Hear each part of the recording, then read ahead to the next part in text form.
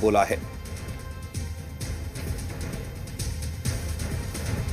राहुल गांधी जी देश के नेता है, देश की आन बान शान है।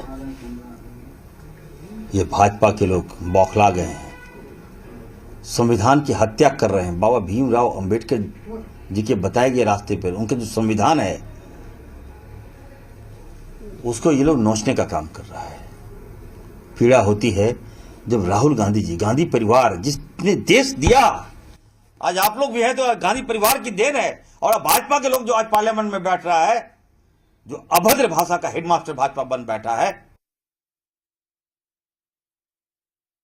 श्रीकांत दुबे राजनीतिक जीवन का वो ऐसा कोण है जिसको बीजेपी का चेहरा बना के रखा है। वह जिसकी भाषा और इतिहास में भाजपा में ये हो गया है कि जो जितना आगे बढ़ के गाली की भाषा बोले वो वहाँ उतना इम्पोर्टेंट नेता है। उसी का ये लक्षण देखने को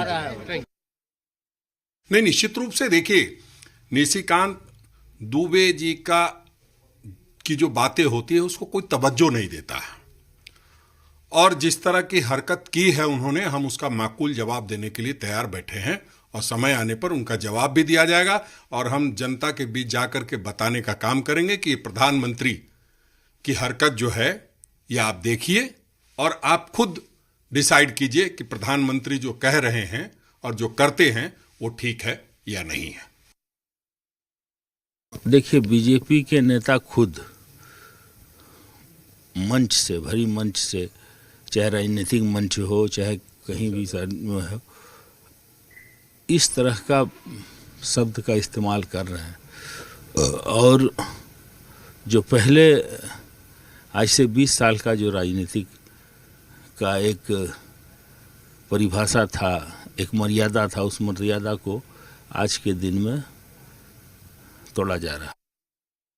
एक प्रकार से उलुल जुलुल बातों को रखते हैं जिसका कोई ठोस आधार नहीं रहता है, तो स्वाभाविक रूप से है कि कहीं न कहीं से उसकी प्रतिक्रिया भी होती है।